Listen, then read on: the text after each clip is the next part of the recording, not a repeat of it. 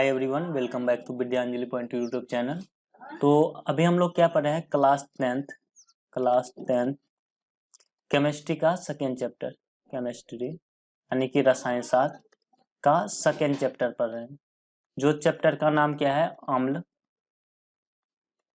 भस्म और लवण, अम्ल भस्म एवं लवण। इसको इंग्लिश में बोला जाता है क्या, एसिड, बेस एंड सॉल्ट।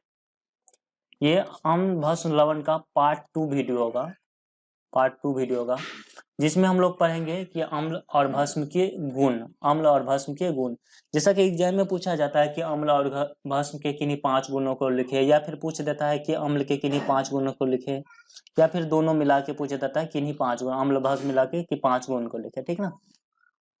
तो इसको क्या करते हैं आप लोग ना, इसको रट के रख लेते हैं, फिर उसको भूल जाते हैं। तो इसको मैं कहता हूँ, मेरे ख्याल से कभी भी इसको रटना नहीं चाहिए। मैं उसको समझाता हूँ, उसको समझ लो, फिर आपको हमेशा के लिए याद रह जाएगी। इससे पहले हम लोगों ने पार्ट 1 वीडियो बनाया है, पार्ट 1 वीडियो अम्ल भस्म लवण का, जिसमें हम लोगों ने डिस्कस किया है कि अम्ल भस्म होते क्या है। आर्हेनियस ने अम्ल भस्म के बारे में क्या बताया था, क्षार क्या होता है, उदासीनीकरण ये बताया था, कि साथ में कि कोई फार्मूला को देख के, जैसे सूत्र लिखा होता है, उसको देख के हम कैसे पता करेंगे कि अम्ल है या भस्म है या फिर क्षार है। और साथ ही इसमें ये बताया था कि प्रबलम क्या होता है, दुर्बलम, सांद्रम, तनुअम, इस टाइप के जो भी होते हैं, इस टाइप के जो भी, अगर आपको ये बात क्लियर नहीं है तो पार्ट 1 वीडियो आप दे सकते हो। ऊपर आई बटन में आपको लिंक मिल जाएगा, नीचे डिस्क्रिप्शन में। बाकी आप चैनल के प्लेलिस्ट में जाके सारे चीज का अलग अलग पढ़ सकते हैं।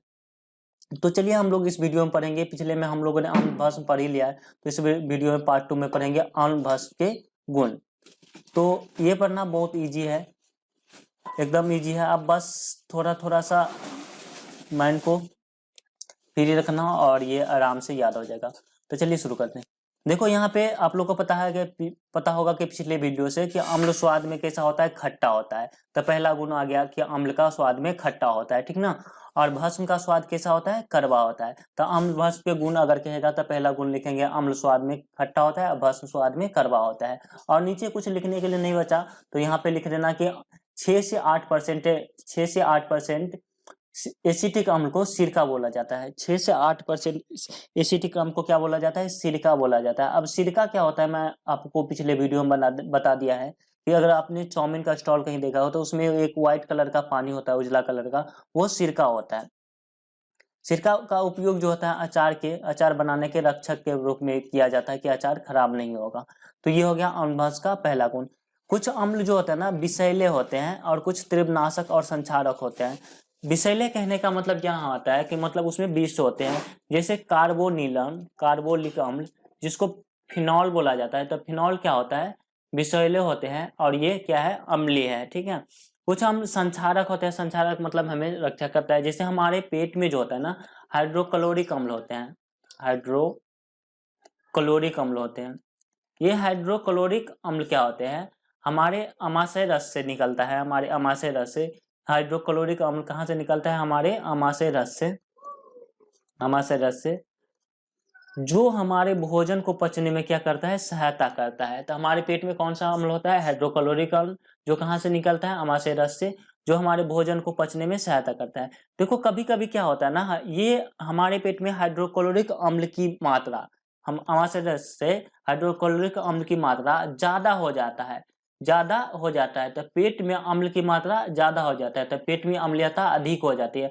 तो उस समय क्या होता है, हमारे पेट में गैस बन जाता है और पेट में जलन होने लगती है, ठीक ना। तो पेट में क्या होता है, अम्ल की मात्रा अधिक हो गया तो हम क्षार से, भस्म से दूर करेंगे। आपको याद रखना है कि अम्ल को, जहां अम्ल का पावर अधिक हो उसको हम दूर करेंगे भस्म से, और जहां भस्म का पावर अधिक हो उसको दूर करेंगे हम अम्ल से। तो पेट में क्या हो गया, हमारे आमाशय रस से क्या होता है, हाइड्रोक्लोरिक अम्ल निकलता है, जो हमारे भोजन पचने में सहायता करता है। और कभी कभी वो बहुत ज्यादा मात्रा में निकल जाता है आमाशय रस से हाइड्रोक्लोरिक अम्ल, जो पेट में क्या होती है, अम्लीयता की मात्रा को ज्यादा बढ़ा देता है, जिससे हमारे पेट में क्या होता है, गैस बन जाता है। तो इसे दूर करने के लिए हम एंटा एसिड का उपयोग करता है, एंटा एसिड कहने का मतलब यह है कि एसिड के उल्टा ये काम करेगा, एंटा एसिड, ठीक ना। तो एंटा एसिड मतलब एसिड का जो प्रकृति होता है अम्लीय, तो एंटा एसिड का प्रकृति कैसा होगा, क्षारीय होगा। तो जैसे कि आपके पेट में अगर गैस बन जाए तो हम क्या करते हैं, एंटा एसिड का प्रयोग करते हैं। तो एंटा एसिड मतलब जैसे इनो पी लेते हैं या फिर एसिलॉक, इस टाइप से दवा जो होते हैं हम यूज कर लेते हैं। तो एंटा एसिड मुक्त जो होता है ना, सोडियम बाइकार्बोनेट मतलब खाने का soda, sodium bicarbonate, sodium bicarbonate carbonate और मैग्नीशियम हाइड्रोक्साइड का मिश्रण होता है। मैग्नीशियम हाइड्रोक्साइड, देखो ध्यान देना, मैं ये नहीं कह रहा हूं कि इनो जो होता है, इनो जो होता है सोडियम बाइकार्बोनेट और मैग्नीशियम हाइड्रोक्साइड, एंटा एसिड जो बनते हैं मैक्सिमम, एंटा एसिड जो बनते हैं मैक्सिमम, वो सोडियम बाइकार्बोनेट यानी खाने का सोडा और मैग्नीशियम हाइड्रोक्साइड से बनता है। और मैं बता दूं, इनो जो बनता है ना, इनो जितना भी एंटासिड होता है उसमें सोडियम बाइकार्बोनेट तो होगा ही, लेकिन इनो में क्या होते हैं, सिट्रिक एसिड होते हैं। कौन से एसिड होते हैं, सिट्रिक एसिड होता है, वो आपको याद रखना है। तो कुछ अम्ल क्या होते हैं, विषैले होते हैं जैसे फिनॉल, और कुछ अम्ल संचारक होते हैं। कुछ अम्ल जो होते हैं तेलनाशक होता है, जैसे गाड़ी के बैटरी में आपको याद होगा कि गाड़ी के बैटरी जो होते हैं, गाड़ी के बैटरी, उसमें क्या होता है, सल्फ्यूरिक अम्ल होता है। उसमें क्या होता है, सल्फ्यूरिक अम्ल होता है। उसमें सल्फ्यूरिक अम्ल इसीलिए होता है, अगर हम उसमें दुर्बल अम्ल डाल देंगे तो क्या होगा, तो गाड़ी के बैटरी क्या होता है, करंट पास करता है, तो दुर्बल अम्ल से क्या होता है, ज्यादा करंट पास नहीं करेगा, तो मेरा क्या होगा, गाड़ी के बैटरी से जो करंट पास होगी तो ज्यादा पास होगा नहीं, तो मेरा गाड़ी के बैटरी में करंट नहीं पास होगी तो गाड़ी स्टार्ट नहीं होगी। इसलिए स्ट्रॉन्ग एसिड का गाड़ी के बैटरी में यूज किया जाता है। एक नाइट्रिक अम्ल आपको बताया है, नाइट्रिक अम्ल जो होता है ना, नाइट्रिक अम्ल वो खाद बनाने में इसका यूज किया जाता है एवं विस्फोटक सामग्री। आपने आपके घर में अगर खाद होगा ना तो उसमें देखना गौर से, इसमें HNO3 लिखा होगा, यानी नाइट्रिक अम्ल का कहाँ यूज किया जाता है, खाद बनाने में, ठीक है। तो इस सेकंड ऑप्शन का आपने अम्ल भस्म का पहला गुण लिया, अम्ल स्वाद में खट्टा, भस्म कड़वा, इसमें लिख देना। विषैले में लिख देना, कुछ अम्ल विषैले होते हैं, तीव्रनाशक होते हैं, विषैले में होता है फिनॉल, विषैले होते हैं फिनॉल जो घर में यूज करते हैं। हमारे पेट में हाइड्रोक्लोरिक अम्ल निकलता है पेट से, अमाशय से, जो भोजन को पचाने में सहायता करता है। लेकिन कभी कभी वो अम्ल की मात्रा अधिक हो जाती है तो हमें क्या होता है, पेट में अधिक मात्रा में अम्लता हो जाती है। इसको दूर करने के लिए हम एंटासिड यूज करते हैं, जो करते हैं, जो क्या होता है, क्षारीय प्रकृति होता है, जो अम्ल के प्रभाव को नष्ट करता है। एंटासिड मुक्त क्या होता है, खाने का सोडा मतलब सोडियम बाइकार्बोनेट और MgO का मिश्रण होता है। लेकिन इनो जो होता है ना, खाने का सोडा और सिट्रिक अम्ल का मिश्रण होता है। तो यहाँ तक आई होप क्लियर हो गया है। और गाड़ी के बैटरी में क्या होता है, सल्फ्यूरिक एसिड होता है, और खाद और विस्फोटक पदार्थ में जो होता है ना, नाइट्रिक अम्ल होता है। आपको बता दूं, शुक्र ग्रह जो होता है ना, शुक्र ग्रह, शुक्र ग्रह ये भी सल्फ्यूरिक अम्ल से घिरा है। किस अम्ल से घिरा है, सल्फ्यूरिक अम्ल से घिरा है। इसीलिए उस पर जीना जो है ना, मनुष्य का रहना संभव नहीं है, ठीक है। तो अब ये 2 पॉइंट हम लोगों को क्लियर हो गया। अब हम लोग आगे देखते हैं। देखो, अम्ल भस्म का रंजक के रंग के रूप में परिवर्तन, ये रंजक मतलब यह सूचक होता है, एक तरह से ये पदार्थ होगा लिटमस पथ। मैं आगे दिखाऊंगा जब सूचक का अलग पार्ट से वीडियो बनाऊंगा, उसमें दिखाऊंगा लिटमस पथ, मेथिल ऑरेंज, फिनोप्टेन, हल्दी, चुकंदर, लाल गोभी। अगर कहेगा कोई आपसे कि किन्हीं 3 प्रमुख सूचक का नाम बताओ, तो ये आप बता देना कि लिटमस पथ, मेथिल ऑरेंज, फिनोप्टेलिन, हल्दी, ये मुख्य सूचक है। और कहेगा प्राकृतिक सूचक जो हमें प्रकृति से मिलता है, ये हम प्रयोगशाला में बनाते हैं और ये हमें प्रकृति से मिलता है, हल्दी, चुकंदर, लाल गोभी का बताया, ठीक ना। तो इसमें क्या होगा, अगर लिटमस पत्र पे हम अम्ल डालेंगे ना तो वो लाल हो जाएगा।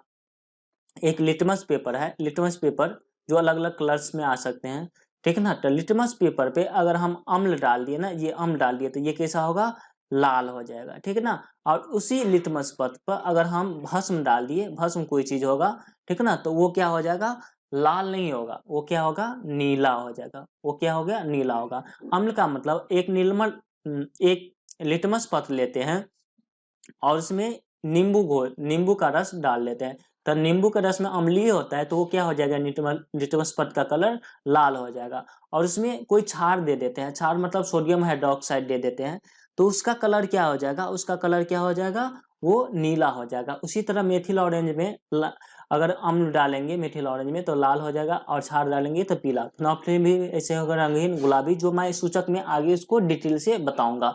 आपको याद रखना होगा, आपके क्वेश्चन में आएगा कि अम्ल नीला लिटमस पत्र को लाल कर देता है या हरा कर देता है। अम्ल नीला लिटमस पत्र को, नीला लिटमस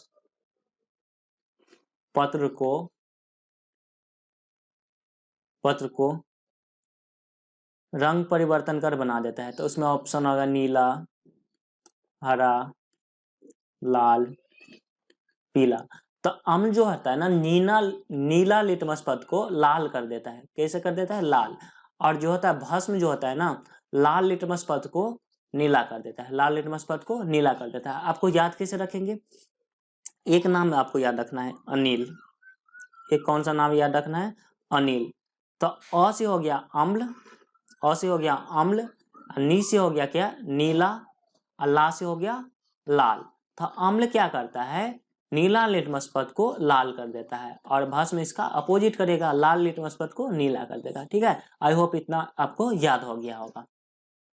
इसके बाद हम आगे पढ़ते हैं। आगे हमको पढ़ना क्या है? ये 3 चीज आपको क्लियर हो गया। मैं वीडियो के लास्ट में सभी का रिवाइज कर दूंगा, तो आप लोग को याद हो जाएगा सारा चीज। इसमें देखते हैं हम रिएक्शन देखते हैं, अभिक्रिया। तो सबसे पहले हम अभिक्रिया कराते हैं कि अम्ल और भस्म को आपस में अभिक्रिया करते हैं।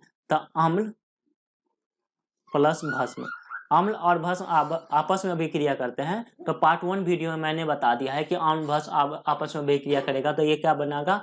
लवण और जल बनेगा। तो ये हो गया इसका चौथा गुण। तीसरा गुण तक हम पढ़ लिया था। तो अम्ल, इसमें चौथा गुण में आप लिखना कि अम्ल और भस्म आपस में अभिक्रिया करके क्या बनाते हैं? लवण और जल बनाते हैं। इसका कहेगा जैसे लिखने के लिए, तो कोई एक अम्ल का नाम या लिख देना आप, HCl अम्ल है। भस्म लिख देना, तो भस्म कैसे लिखना है वो पार्ट 1 वीडियो में बता दिया है, ठीक ना। OH लगा दो, तो ये लवण बन जाएगा NaCl और प्लस जल H2O। अगर फिर कहेगा कि लिखने के लिए कि एक एग्जाम्पल से कुछ नहीं होगा, H2SO4 और लिख देना KOH।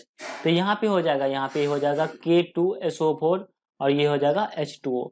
तो यहाँ पे मैंने क्या सीखा कि अम्ल और भस्म आपस में अभिक्रिया करते हैं ना, तो क्या बनाता है? लवण और जल बनाता है, जिसको हम कौन सा अभिक्रिया बोलते हैं? उदासीनीकरण अभिक्रिया कहते हैं। अम्ल और भस्म आपस में अभिक्रिया करके ये बना लिया, ठीक ना। अब देखते हैं कि अम्ल धातु से अभिक्रिया करके क्या बनाता है। तो मैंने पार्ट 1 वीडियो के पहले ही लाइन में बताया था कि अम्ल धातु से अभिक्रिया करके लवण बनाता है। क्या बनाता है? लवण बनाता है और हाइड्रोजन गैस मुक्त करता है। यानी अम्ल धातु से अभिक्रिया करके क्या बनाता है? लवण बनाता है और क्या करता है? हाइड्रोजन गैस मुक्त करता है। क्या करता है? हाइड्रोजन गैस मुक्त करता है। तो कोई आप पहले, चलो मैं इसको पहले धातु लिख देता हूं। धातु, अम्ल और भस्म धातु से अभिक्रिया करता है तो क्या करता है? देखो यहाँ एक धातु लिख दिया और यहाँ लिख दिया अम्ल या भस्म, ठीक ना। अम्ल या भस्म, अम्ल और भस्म को मैं अलग से भी लिख देता। चलो यहाँ पे क्या बनाएगा? लवण और जल, ठीक ना। लवण और क्या बनाएगा? यहाँ पे हाइड्रोजन गैस में, जल नहीं बनाएगा, हाइड्रोजन गैस मुक्त करेगा। हाइड्रोजन गैस मुक्त करता है। मुक्त करना मतलब ऊपर करना, ठीक ना। तीर ऊपर की ओर गैस निकल रहा है, ठीक। देखो इसमें क्या लिखा है, देखो सक्रियता संलयन में हाइड्रोजन के ऊपर सभी धातु अम्ल से अभिक्रिया करके लवण और हाइड्रोजन गैस बनाता है। तो देखो ये सक्रियता संलयन है, इसको मैं अभी याद करा दूंगा। चलो इसमें कोई एक धातु लिखता है, तो जैसे Mg मैग्नीशियम एक धातु है, तो मैग्नीशियम को Mg लिख दिए और एक अम्ल लिख दिए। तो अम्ल में हम क्या लिख देंगे? अम्ल में लिख दो आप HCl। तो यहाँ पे क्या होगा? यहाँ पे क्या बन जाएगा? लवण। तो MgCl लवण कैसे बनता है आप लोग को पार्ट 1 वीडियो में बता दिया है कि यहाँ ना H रहना चाहिए ना OH रखना है। तो यहाँ क्या बनेगा? MgCl और यहाँ बन जाएगा हाइड्रोजन गैस मुक्त होगा। चौथा, 5वां लाइन हमें यही कह रहा था कि अम्ल हो या चाहे भस्म हो, कोई भी धातु से अभिक्रिया करेगा ना, कोई भी धातु से अभिक्रिया करेगा तो क्या बनेगा? लवण और क्या बनेगा? हाइड्रोजन गैस मुक्त करेगा। तो चलो मैं और एक लिख लेता हूं, जैसे जिंक धातु है, क्या है? जिंक धातु है और ये सल्फ्यूरिक अम्ल H2SO4 से अभिक्रिया करा, तो ये हो जाएगा ZnSO4 बना लिया, ये एक लवण होगा और हाइड्रोजन गैस मुक्त करेगा। तो ये मैंने अम्ल का उदाहरण दिया, ये अम्ल है, ये अम्ल है, ये धातु है, ये भी धातु है। अब इस धातु को Zn को NaOH से अभिक्रिया करा देते हैं, तो ये क्या करेगा? फिर लवण बनाएगा। तो यानी कि यहाँ पे बनाएगा NaZnO2 और यहाँ हाइड्रोजन गैस मुक्त करेगा, ठीक है ना। इसको संतुलित करने के लिए यहाँ 2 लगाना होगा, ठीक है। तो यानी कि ये एक लवण है, यानी कि अम्ल और भस्म किससे, यानी कि यहाँ से हमें 2 चीज पता चला कि अम्ल और भस्म आपस में अभिक्रिया करेगा तो लवण और जल बनाएगा। और 5वें पॉइंट से पता चला कि अम्ल हो चाहे भस्म हो, अगर वो धातु से अभिक्रिया करेगा तो लवण बनाएगा, लेकिन यहाँ पे जल नहीं बनाएगा, हाइड्रोजन गैस मुक्त करेगा। अब ये क्या है, ये है सक्रियता श्रेणी, मतलब कौन सबसे तेजी से अभिक्रिया करेगा, कौन सबसे तेजी से अभिक्रिया करेगा। मैं इसको डिलीट कर देता हूँ सक्रियता श्रेणी आपको समझाने के लिए, इसको याद कराने के लिए। देखो सबसे सक्रिय धातु जो है ना पोटेशियम है, सबसे सक्रिय धातु पोटेशियम है, इसके बाद सोडियम है, मैग्नीशियम है, एल्युमिनियम है, जिंक है, फेरस है, एसएन है, पीबी है मतलब सीसा, टीन, और इसके नीचे तो हाइड्रोजन के ऊपर जितने भी धातु है ना, हाइड्रोजन के ऊपर जितने भी धातु है सब क्या है, ऊपर अम्ल और भस्म से अभिक्रिया करता है, अम्ल और भस्म अभिक्रिया करके लवण और जल बनाता है। और हाइड्रोजन के नीचे जो भी धातु है वो क्या होता है, अम्ल से अभिक्रिया बहुत कम, मतलब बहुत धीरे करता है, जब तक उसमें कोई रिएक्टेंट नहीं मिला दो, ऑक्सीकारक न मिला दो, रिएक्टेंट न मिला दो, तब तक अभिक्रिया नहीं करेगा। यहाँ पे रिएक्टेंट कहने का मतलब यह है कि देखो हम क्या करते हैं, गांव घर में लकड़ी जलाते हैं, तो लकड़ी को ऐसे आग लगाएंगे ना, ऐसे आग लगाएंगे तो वो जल्दी नहीं जलेगा, वो जल्दी नहीं जलेगा। और इसी में क्या करें, थोड़ा सा पेट्रोल लगा दो, थोड़ा पेट्रोल दे दो, तो क्या करेगा, लकड़ी बहुत जल्दी जलना शुरू हो जाएगा। तो वो पेट्रोल जो है ना उसके रिएक्शन को क्या कर दिया, तेज कर दिया, तो वो कहलाता है रिएक्टेंट। मतलब कोई भी अभिक्रिया को या तो बहुत क्या कर देगा, तेज कर देगा, और या फिर बहुत स्लो कर देगा, तो ऐसे पदार्थ को हम रिएक्टेंट बोलते हैं। अभिकर्मक, ठीक है ना, इसको क्या बोलते हैं हिंदी में, अभिकर्मक। तो वो हाइड्रोजन के ऊपर जितने भी धातु है सब क्या है, बहुत तेजी से अभिक्रिया करता है। अब सबसे तेजी अगर मैं बात करूं, यहाँ पोटेशियम हो और क्या है मैग्नीशियम हो, तो अम्ल और भस्म में पहले ज्यादा तेजी में कौन अभिक्रिया करेगा, तो के और एमजी रहेगा। तो आपको पता है सबसे ऊपर के है, यानी पोटेशियम सबसे तेजी से अभिक्रिया करेगा, उसके बाद एमजी करेगा। अगर यही कहता है एमजी और एफई में कौन पहले अभिक्रिया करेगा, तो यहाँ पहले करेगा एमजी, क्योंकि एफई नीचे है। तो ये सक्रियता श्रेणी ना मैं आपको याद करा दूंगा। और आपको मैं बता दूं ना, ये जो बुक है ना उसमें थोड़ा सा मिसप्रिंट हो गया है, आप लोग उसको सही कर लेना। सक्रियता श्रेणी का जो स्टैंडर्ड फॉर्म होता है ना, यहाँ पोटेशियम सही है, ये कैल्शियम जो हो ना, कैल्शियम, ये कैल्शियम ये सोडियम के बाद आएगा, यहाँ पे आएगा कैल्शियम, यहाँ पे क्या आएगा, कैल्शियम, ठीक है। और ये यहाँ पे हो जाएगा सी, यहाँ पे क्या हो जाएगा सी। आपको इसे याद रखना है, ठीक।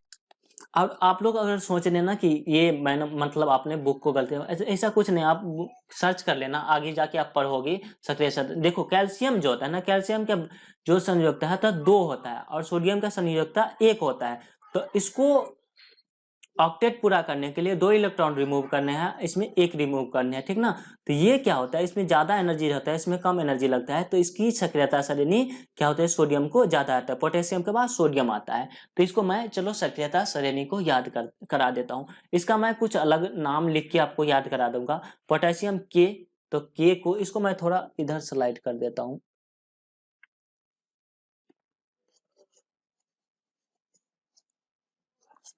इधर मैं स्लाइड कर देता हूँ।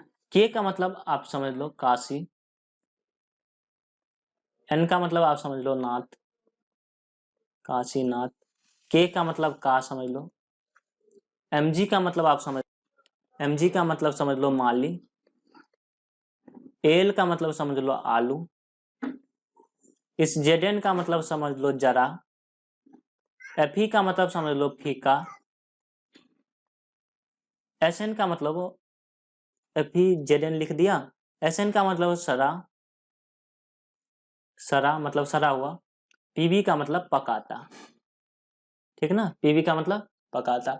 तो आपको याद ऐसे करना है कि कोई काशीनाथ, काशीनाथ का जो माली है ना, काशीनाथ कोई आदमी है, काशीनाथ का जो माली है ना, वो आलू जो है ना, काशीनाथ का जो माली है, आलू जरा फीका, आलू जरा फीका और सरा पकाता है, मतलब सरा हुआ आलू पकाता है और फीका भी पकाता है। तो आपको याद रखना है काशीनाथ का माली आलू जरा फीका सरा पकाता है।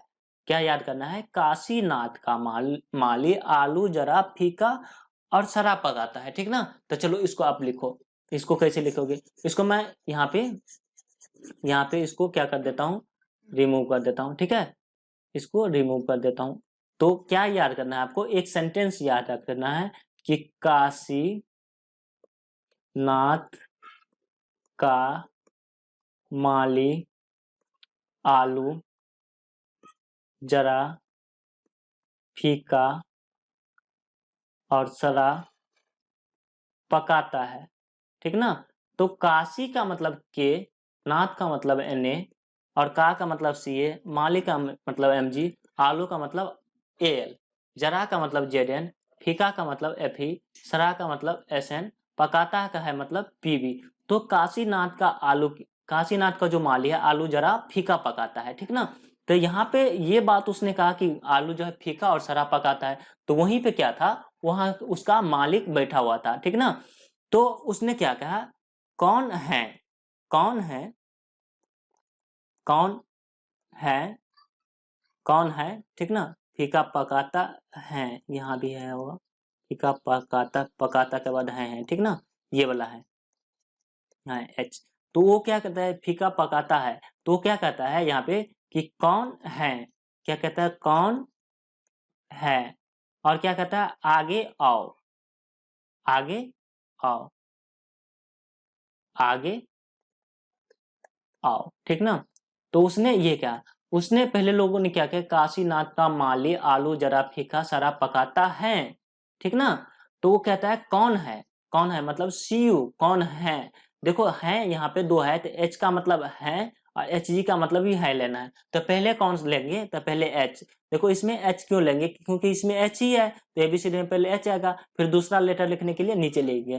तो कौन है, इसमें है, आगे आओ मतलब आगे आओ, ए जी, आगे आओ, ठीक ना, आगे जिसे आओ, आओ मतलब एयू, ठीक ना। तो ये आपका जो है धातु की सक्रियता, धातु की सक्रियता सारणी आपको याद हो जाएगा इस तरह से। तो मैंने क्या लिखा, तो इसमें आपको ये ऐसे याद कर लोगे ना, काशीनाथ का माली आलू जरा फीका सारा पकाता है, तो जैसे उसने ये पकाता है बोला, तो बोलता है कौन है, आगे आओ। ये क्या बोलता है, कौन है, आगे आओ। तो इस तरह से आपको क्या करना है, याद कर लेना है। एक बार लिखोगे तो आप लोग को ऐसे ही याद आ जाएगा। चलो मैं इसको आगे इसको रिवाइज करके, जब ट्रिक्स खत्म होगी ना पूरे चैप्टर, ये पूरे चैप्टर मतलब इस टॉपिक को जब खत्म करूंगा तो सारे रिवाइज करूंगा, तो उसमें आपको बताता हूँ। अब 6 नंबर पॉइंट कर रहा है कि धातु के कार्बोनेट और बाइकार्बोनेट, धातु के कार्बोनेट और बाइकार्बोनेट से, धातु के कार्बोनेट और बाइकार्बोनेट से अम्ल की अभिक्रिया, धातु के कार्बोनेट और बाइकार्बोनेट। देखो कार्बोनेट का मतलब आप समझो क्या, CO3। अब बाइकार्बोनेट का मतलब समझो HCO3, ठीक ना। कार्बोनेट आपको याद करना होगा, जैसे सल्फेट का SO4 होता है, तो कार्बोनेट का मतलब क्या होता है, CO3। बाइकार्बोनेट का मतलब होता है HCO3, ठीक ना। तो धातु मतलब Zn धातु, ठीक ना, धातु के कार्बोनेट, तो धातु के कार्बोनेट मतलब जिंक का कार्बोनेट तो ZnCO3, जिंक का बाइकार्बोनेट तो ZnHCO3।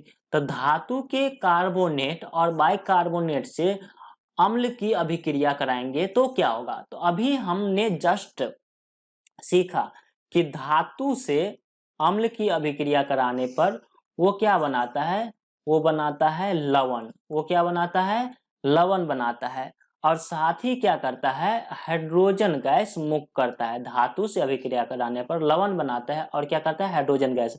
तो यहाँ धातु तो है, धातु तो है, लेकिन यहाँ साथ में धातु के कार्बोनेट भी है। देखो कार्बोनेट को आप गौर से देखो, इसको मैं याद ऐसे करा दूंगा, ठीक है।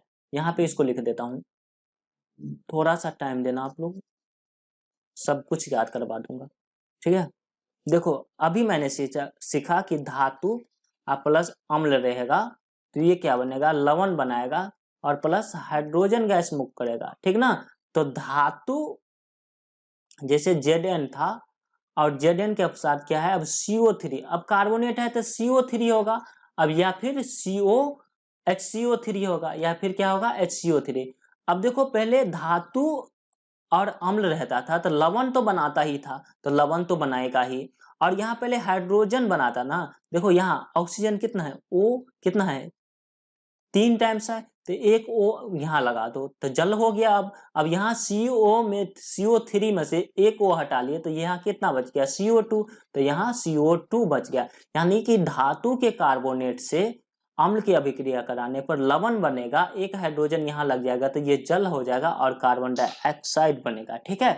तो यहाँ पे आपको यही लिखा होगा कि धातु के कार्बोनेट, यहाँ कार्बोनेट लिखा है, ध्यान मत देखना मिसप्रिंट होगा, धातु के कार्बोनेट और बाइकार्बोनेट से अम्ल से अभिक्रिया कराने पर, किससे अभिक्रिया कराने पर, अम्ल से अभिक्रिया कराने पर आपको क्या होगा, लवण बनेगा, जो बनता ही है। और पहले सिर्फ हाइड्रोजन गैस बनता था तो उसमें ओ लग गया था, जल बनेगा और कार्बन डाइऑक्साइड बनेगा। तो यहाँ मैं लिख देता हूं धातु कार्बोनेट या फिर बाइकार्बोनेट से किसकी अभिक्रिया कराई, अम्ल की, किसकी अभिक्रिया कराई, अम्ल की। तो ये क्या बनेगा, तो पहले तो लवण बनेगा, फिर जल बनाएगा, फिर कार्बन डाइऑक्साइड बनाएगा, कार्बन डाइऑक्साइड बनेगा। इस सभी को आपको याद करवा दूंगा, टेंशन न। तो धातु के कार्बन, कोई धातु लिख लो, तभी मैंने बहुत सारे धातु ऊपर बताया, ये देखो, ये देखो, ये देखो, जिंक धातु, एल्युमिनियम धातु, सोडियम धातु, ठीक ना। तो ये सारे के सारे क्या है, धातु है। और कार्बोनेट लगाने के लिए इसमें क्या करो, CO3 लगा दो। अब बाइकार्बोनेट, कार्बोनेट लगाने के लिए CO3, अब बाइकार्बोनेट लगाने के लिए HCO3, तो HCO3 मतलब बाइकार्बोनेट, ठीक है। तो हम लिखते हैं जिंक धातु, जिंक धातु, और इसमें लगा देते हैं CO3, ZnCO3। चलो इसको डिलीट कर देता हूं यार, सही नहीं लग। तो यहां लिख देता हूं जिंक धातु और CO3, तो जिंक कार्बोनेट हो गया। और ये एक अम्ल से अभिक्रिया करेगा, तो H2SO4 जो कि एक अम्ल है, तो पहले बनाएगा क्या, लवण, तो ZnSO4 जो हमेशा बनाता है बना लेगा, और बनाएगा जल, तो H2O लिख दो, और कार्बन डाइऑक्साइड CO2। कितना इजी है लिखना, देखो आप खुद ही, ठीक है। सोडियम कार्बोनेट लिखते हैं Na2CO3, और ये क्या करेगा, H2SO4 से फिर अभिक्रिया करेगा, तो ये Na2 जो है ना SO4 के साथ रह जाएगा, तो Na2SO4 और H2 बच जाएगा, H2 एक O यहाँ ले ले CO3 में से, तो H2O, और यहाँ CO3 में से एक O यहाँ दे दिए, तो यहाँ बच गया कार्बन डाइऑक्साइड। बस कार्बन डाइऑक्साइड मुक्त हो रहा है, तो ऊपर तीर लगा दो। तो ये धातु के कार्बोनेट था, ठीक ना, CO3 लगा है तो कार्बोनेट। एक एग्जाम्पल आपको बाइकार्बोनेट से दिखा देता हूँ। तो जिंक धातु ही लेता हूँ, कौन सा धातु लेता हूँ, जिंक धातु, और उसका बाइकार्बोनेट मतलब HCO3। अब अम्ल से अभिक्रिया करा देते हैं, किससे अभिक्रिया करा देते हैं, अम्ल से अभिक्रिया करा देते हैं, तो HCl अम्ल ले लिया। तो यहाँ क्या हो गया, यहाँ बन जाएगा फिर ZnCl, और ये होगा H2O, और फिर क्या होगा, CO2 गैस मुक्त कर देगा, ठीक है। यानी धातु के कार्बोनेट हो या फिर बाइकार्बोनेट हो, अगर वो अम्ल से अभिक्रिया करेगा तो लवण और जल बनाएगा और कार्बन डाइऑक्साइड मुक्त करेगा, ठीक है। ये बात छठा पॉइंट से हमें पता चल गया। अब सातवां पॉइंट क्या कह रहा है कि अम्ल एवं भस्म, अब अम्ल एवं भस्म अब जल से अभिक्रिया करके, अगर जल से अभिक्रिया करेगा ना तो घुलने पर उष्मा उत्पन्न करेगा, और जब उष्मा उत्पन्न करता है तो उसमें हम बोलते हैं उष्मा क्षेपी अभिक्रिया, और उष्मा जब अवशोषित कर लेता है तो उसमें बोलते हैं उष्मा शोषी अभिक्रिया। तो आपको पता ही होगा, मैंने पिछले बताया था अभी जस्ट कुछ पार्ट 1 वाले वीडियो में, कि पार्ट 1 इस वीडियो में बताया कि अम्ल क्या होगा, अम्ल पार्ट 1 में बताया था कि अम्ल जो होता है जल से गुजरता है। अम्ल किसको बोलते हैं, आर्हेनियस ने कहा था कि अम्ल जल में घुलकर H+ हाइड्रोजन आयन देता है। तो कोई भी आप एक अम्ल लिख दो, तो कोई भी अम्ल लिख देता हूं, HCl दिख रहा होगा आपको शायद, HCl, तो H+ हो जाएगा, और Cl क्या हो जाएगा, माइनस, Cl क्या हो जाएगा, माइनस। अगर ZnCl, H2SO4 लिखो जो एक अम्ल है, तो H2 क्या होता था प्लस में, और SO4 क्या होता था माइनस में, -2। तो यहाँ पे जो होगा ना, पहले इतना लिख रहे थे, अब उष्मा भी लिख देंगे। अब क्या लिख देंगे, उष्मा भी लिख देंगे, क्योंकि ये जल से अभिक्रिया करके, अम्ल और भस्म जल से अभिक्रिया करके क्या होता है, उष्मा उत्पन्न करता है। तो ये अम्ल लिख दिया ना, अब एक भस्म भी लिख लो, तो NaOH, तो जल से अभिक्रिया करके H2O लिख दो, तो Na+ और OH-, और प्लस क्या लिख देंगे, उष्मा लिख देंगे। तो ये इसका 7वां गुण था, अम्ल और भस्म। देखो 8वां गुण क्या कर रहा है कि धातु के ऑक्साइड अम्लीय होते हैं। धातु के ऑक्साइड क्या होते हैं, धातु के ऑक्साइड अम्ल से, अच्छा, धातु के ऑक्साइड भास्मिक होते हैं। धातु के ऑक्साइड क्या होते हैं, भास्मिक होते हैं। तो जब भस्म होगा ना वो, तो अभिक्रिया करेगा अम्ल से, भस्म होगा तो अभिक्रिया करेगा अम्ल से। देखो ये लाइन आपको बहुत याद रखना है, ये बहुत इंपॉर्टेंट लाइन है, ठीक ना। आप कहीं भी आगे पढ़ोगे ना तो धातु के ऑक्साइड कैसा होगा, इस बात को याद रखना कि धातु के ऑक्साइड कैसे होते हैं, भस्मिक होते हैं। अगर अम्ल और भस्म को ऑक्साइड के रूप में दे दिया जाए ना, जैसे मैं यहाँ पे लिख दूं कि CuO मतलब कॉपर ऑक्साइड, ठीक ना, और लिख दूं CO2 कार्बन डाइऑक्साइड, ठीक है, और यहाँ लिखता हूँ SO2, और यहाँ लिखता हूँ एक और ZnO जिंक ऑक्साइड, ठीक ना। अगर इसमें मैं कहूँ ना कि आप ये बता दो कि कौन अम्लीय है और कौन भास्मिक है या फिर क्षारीय भी कह सकता है भास्मिक को, कौन अम्लीय है या फिर कौन भास्मिक है, मैं कह रहा हूं ना 90% लोग ये नहीं बता पाएंगे। हालांकि मैं भी जब पढ़ता था तो पता ही नहीं चलता था यार, क्या बताऊं, ठीक ना। अभी आपको मैं क्लियर कर देता हूं। तो आपको याद रखना है कि धातु के ऑक्साइड, अगर कोई धातु रहेगा ना और उसके साइड ऑक्साइड रहेगा, धातु का जो ऑक्साइड होगा वो भास्मिक होता है, भस्म के। तो कॉपर धातु है, इसके साथ ओ लगा है मतलब ऑक्साइड, यानी ये भस्म है। ये क्या है, भस्म है। कार्बन अधातु है और इसके देखो यहाँ पे लिखा है अधातु के ऑक्साइड अम्लीय होते हैं। यहाँ पे देखो अधातु के ऑक्साइड क्या होते हैं, अम्लीय, यानी कार्बन अधातु है, इसके साथ ओ लगा है O2 मतलब ऑक्साइड, तो ये क्या है, अम्लीय है। ये फिर सल्फर जो है ना अधातु है। आपको धातु अधातु याद करना होगा पीरियोडिक टेबल से, या आप सारे धातु याद नहीं कर सकते बट अधातु याद कर सकते हैं, क्योंकि उस अधातु की संख्या लिमिटेड है। तो क्या करते हैं कि अधातु के ऑक्साइड क्या होते हैं, अधातु के ऑक्साइड क्या होते हैं, अम्लीय होते हैं, यानी ये अम्लीय है। ये जिंक क्या है, धातु है, तो धातु के ऑक्साइड भास्मिक होते हैं, ठीक है। आई होप इतना बात मैं क्लियर कर पाया हूं। तो ये क्या कह रहा है, धातु के ऑक्साइड जो होते हैं भस्मिक होते हैं, तो भस्म होगा तो धातु के ऑक्साइड भस्म होगा तो वो अभिक्रिया किससे करेगा, अम्ल से। तो धातु के ऑक्साइड अगर भस्म से अभिक्रिया करेगा, तो कोई भी भस्म से अभिक्रिया करो चाहे अम्ल से, अगर भस्म अम्ल से अभिक्रिया करेगा तो यही बात है कि लवण प्लस जल बनाएगा, या फिर उल्टा कह लो कि अम्ल अगर भस्म से अभिक्रिया करेगा तो लवण और जल बनेगा, दोनों में कंडीशन सेम है। तो आपको याद सिर्फ रखना है कि धातु के ऑक्साइड भास्मिक होता है। तो यहाँ धातु के ऑक्साइड कुछ लिख लेता हूं मैं, धातु के ऑक्साइड मतलब जिंक लिख लूं तो जिंक धातु के ऑक्साइड है, यानी ये भस्मिक है।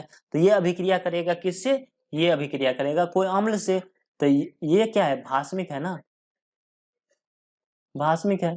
और ये अभिक्रिया करेगा किससे, अम्ल से, क्योंकि अम्ल भस्म से ही अभिक्रिया करेगा। तो ये क्या बना लेगा, लवण बना लेगा, और प्लस क्या बना लेगा, जल बनेगा। तो लवण मतलब ZnSO4 बनाएगा, ZnSO4, और बना लेगा क्या, H2O।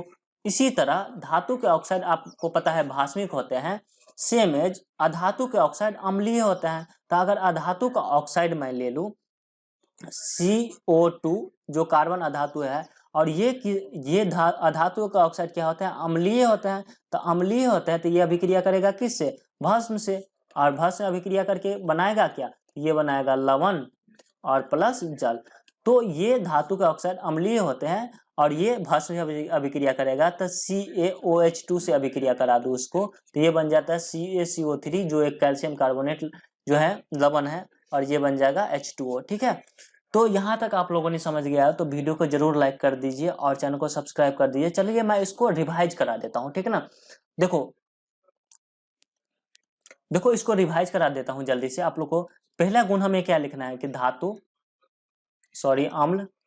अम्ल जो होता है ना स्वाद में क्या होता है, खट्टा होता है। अम्ल स्वाद में खट्टा होता है और भस्म स्वाद में कड़वा होता है। भस्म के बारे में लिख लेना है, कड़वा होता है। दूसरा, अम्ल और भस्म का रंजक जो होता है ना, रंजक का रंग सूचक में परिवर्तन हो जाता है, सूचक में परिवर्तन होता है। आपको अनिल बताया था कि अम्ल नीला लिटमस को लाल कर देता है। तीसरा आपको याद कर रखना है ना कि कुछ अम्ल विषैले एवं तीव्रनाशक होते हैं। विषैले मतलब फिनेल, तीव्रनाशक और संचारक। तीव्रनाशक मतलब हानि करने वाला, संचारक मतलब पेट में जो हाइड्रोक्लोरिक अम्ल होता है, ठीक ना। इसके बारे में लिख देना कि मोटर गाड़ी के बैटरी में जो होता है सल्फ्यूरिक अम्ल होता है। विषैले लिख लेना, आपको जो सब याद आएगा ये लिख लेना। चौथा आप लाइन लिखोगे ना तो लिखना कि अम्ल एवं भस्म को आपस में अभिक्रिया करा देना। तो अम्ल एवं भस्म आपस में अभिक्रिया कराएगा तो क्या बनेगा, लवण बनाएगा प्लस जल बनाएगा। पांचवा पॉइंट आप लिख देना कि अम्ल या भस्म को किससे अभिक्रिया करा देना, धातु से अभिक्रिया करा देना। धातु से जब अभिक्रिया कराओगे तो लवण बनेगा और प्लस हाइड्रोजन गैस बनेगा। अब अम्ल एवं भस्म को धातु से अभिक्रिया करा दी ना। अब तीसरा क्या कर लिखना कि अम्ल या भस्म को क्या करना, धातु के कार्बोनेट, धातु के कार्बोनेट, कार्बोनेट का मतलब होता है CO3। तो पहले जो लवण और लवण बनता था और ये जल, ये हाइड्रोजन गैस मुक्त होता है ना, तो इसमें एक वो यहाँ आ जाएगा तो H2 पहले होता था, अब ये हो जाएगा H2O और यहाँ बच गया कितना CO, एक ओ ले लिए तो ये हो गया CO2 यानी कार्बन डाइऑक्साइड बनेगा। ठीक है, तो यहाँ तक आपको याद हो गया, ठीक ना। अब पांचवा हो गया। अब छठा आपको याद रखना है कि अम्ल एवं भस्म, अम्ल एवं भस्म जल से अभिक्रिया करेगा ना तो वो अभिक्रिया कैसा होगा, उष्माक्षेपी। उष्माक्षेपी मतलब कोई भी अम्ल लेना ना या कोई भी भस्म NaOH ले लिया तो Na अलग कर देना और OH अलग कर देना, यहाँ जल लिख देना और इसमें उष्माक्षेपी मतलब उष्मा क्या कर रहा है, बाहर हो रहा है। छठा लिख देना, छठा ले हो गया। ये सातवां आप लिख देना कि सातवां में क्या लिखोगे कि धातु के ऑक्साइड, याद रखना है आपको ध्यान से, धातु के ऑक्साइड जो होते हैं ना, धातु के ऑक्साइड कैसा होता है, धातु के ऑक्साइड क्या होते हैं, भास्मिक होते हैं। ध्यान से याद रखना, धातु के ऑक्साइड भास्मिक होते हैं। अगर एल्युमिनियम धातु है और Al2O3 लिखा है, Al2O3 लिखा है यानी कि ये किस टाइप के हैं, भास्मिक गुण के हैं। आपके ऑब्जेक्टिव में ये क्वेश्चन होगा, आप जाके देख लेना। ठीक है, अगर ऐसा आपको क्वेश्चन आ रहा है कि Zn प्लस H2SO4 कह रहा है इस अभिक्रिया को पूरा करो, तो आप ध्यान रखना कि ये धातु है और ये अम्ल है। मैंने कहा धातु अम्ल से अभिक्रिया करता है तो लवण बनाता है तो ZnSO4 और प्लस क्या होता है, हाइड्रोजन गैस मुक्त करता है। तो ये बात आपको याद हो गया। इसी तरह लिखना कि अधातु के ऑक्साइड जो होते हैं ना, अधातु के ऑक्साइड क्या होते हैं, अम्लीय होते हैं। तो ये ऊपर धातु के ऑक्साइड भास्मिक होते हैं तो ये लवण से अभिक्रिया करेगा और जल सॉरी अम्ल से अभिक्रिया करेगा और लवण और जल में, और ये अम्लीय होता है तो ये भस्म में अभिक्रिया करेगा और लवण और जल बनेगा। तो इतना याद हो गया। अब आपको याद कराना है वो चीज क्या है, रेडियो एक्टिव सीरीज जो होता है, सक्रियता श्रेणी।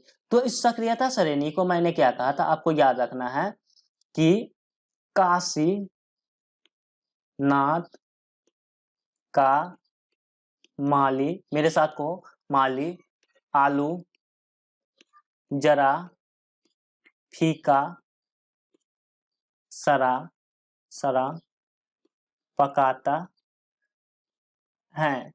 तो काशी को लिख लेना के, नाथ को Na, का Ca, माली का Mg और आलू का Al, जरा का Zn, फीका का Fe, सरा का Sn, पकाता का है के Pb, है का H। ठीक ना। तो ये हो गया आपकी सक्रियता श्रेणी, आपको इस तरह से याद होगा। इसमें पूछेगा कि कौन सा सबसे ज्यादा सक्रिय है तो आपको याद रखना है पोटेशियम। अब इससे ये बात जब आप फीका पकाता है तो उसके जो मालिक थे वो क्या कहता है, कौन है, कौन है आगे आओ, कौन है आगे आओ। तो कौन है को Cu लिख लेना, है का Hg लिख लेना, एक है यहाँ भी है तो H यहाँ सिंगल है, यहाँ डबल लेना। ABCD में पहले H आएगा, H के बाद दो लेटर लिखेंगे तो बाद में लिखेंगे। आगे का Ag और आओ का Au। सबसे कम सक्रियता से सबसे कम सक्रिय धातु जो है ना वो क्या है, सोना चांदी है। सोना चांदी जो है ना, अम्ल एवं एक टिप्स यहाँ दे देता हूँ जो आप रियल लाइफ में देखते हैं। सोना चांदी जो होता है ना, सोना जो होता है सबसे कम सक्रिय धातु होता है, यानी ये अम्ल और भस्म से बहुत कम अभिक्रिया करता है, अभिक्रिया नहीं के बराबर करता है। इसीलिए आप सोना चांदी अगर पहनते हो ना, चांदी तो यहाँ दूसरे, सोना चांदी जब पहनते हो ना तो क्या होता है, सबसे कम सक्रिय होता है, मतलब ज्यादा अभिक्रिया करता ही नहीं है। तो जब वो खरीदते हो तो वो जैसा रहता है, आपकी इसको कितना भी दिन रख दो तो उसका कलर जल्दी नहीं जाता है। वही आप किसी दूसरे धातु को रख दो, कॉपर को रख दो, दूसरे को रख दो तो किसमें क्या होगा, खराब हो जाएगा। फेरस को रख दो, फेरस देखिए लोहा को, ठीक ना, तो जैसे लोहा देखो फेरस यहाँ है ना तो उसको बाहर रख दो तो उसमें जंग लग के खराब हो जाएगा। लेकिन वही चीज सोना चांदी रख दो तो फिर उसमें क्या होगा, वो खराब नहीं होगा क्योंकि वो सक्रिय इतना नहीं है। इसलिए हम क्या करते हैं, सोना चांदी का ज्यादा यूज करते हैं क्योंकि ये ज्यादा अभिक्रिया नहीं करती है। ठीक है, तो यहीं तक था आज का हमारा वीडियो पार्ट 2। तो कैसा लगा हमारा वीडियो? अगर अच्छा लगा तो जरूर लाइक कर देना। इसी तरह के वीडियो पाने के लिए सब्सक्राइब करके बेल आइकन दबाना बिल्कुल भी ना भूलना, ठीक है। अगर कोई क्वेश्चन लगे या कोई डाउट हो तो हमें कमेंट करके पूछना, और कुछ क्वेश्चन हो, सवाल हो तो हमारे टेलीग्राम पे भेज देना। और सभी जगह एक ही लिंक मिलेगा आपको, एक ही नाम से। कोई भी सोशल साइट पे आप ढूंढोगे तो विद्यांजलि पॉइंट नाम से मिलेगा। और इसका जो क्वेश्चन आंसर होता है वो मैं आपको हमारा जो वेबसाइट www.vidyanjalipoint.com इस पे हम लोग अपलोड कर देंगे।